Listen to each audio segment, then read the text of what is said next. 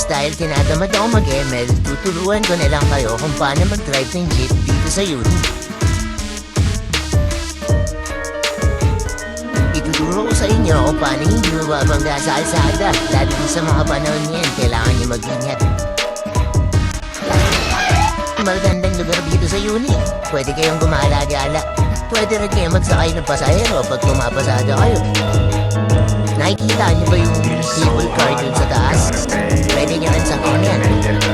Basta marami kayong kung ano-anong pwede gawin. Pwede nga rin kayo mag-stay.